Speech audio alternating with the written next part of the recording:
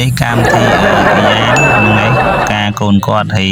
ចង់ប្រាប់ថាយ៉ាងថ្ងៃហ្នឹងឡើងជំទាវហើយហ្នឹងហើយបងប្អូនហ្នឹងហើយហ្នឹងគឺខ្ញុំទៅការកូនគាត់ប៉ុន្តែអត់បានឃើញរូបខ្ញុំទេបងប្អូនដោយសារខ្ញុំអ្នកកាន់កាមេរ៉ាអញ្ចឹងណាហ្នឹងហើយបងប្អូន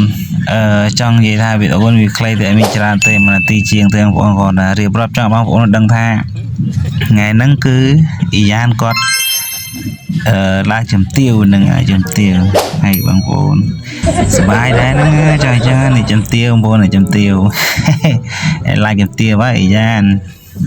មកហឹងដែរហ្នឹងឡើងជំទាវតែបានជំទាវតែមួយថ្ងៃហ្នឹងទេអ៊ីយ៉ានអីហ្នឹងមិនលឹះអីមកយប់ហ្នឹងទេហើយមើលទៅកម្មវិធីការកូនគាត់បានប្តីចិនបាទហើយ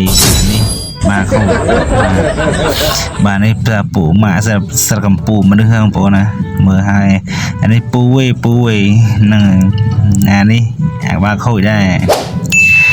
បងប្អូនណាយូរទៅវីដេអូខ្ញុំចង់វិញ្ញាច្រើនដោយសារ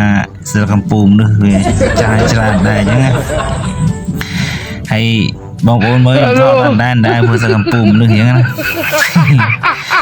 ហ្នឹងហើយបងប្អូនហើយសំខាន់យើងថតឲ្យចំបងប្អូនយើងនៅហូបនៅជុំគ្នាអញ្ចឹងណាហ្នឹងហើយជួបតាអ្នកចិត្តអ្នកឆ្ងាយយើងទៅមកជុំគ្នាអស់ហើយព្រោះកម្មវិធីគោលការណ៍កូនគាត់អីចឹងណាហ្នឹងហើយហើយបើនិយាយពីទៅជាប់តែជំទាវទេបាទ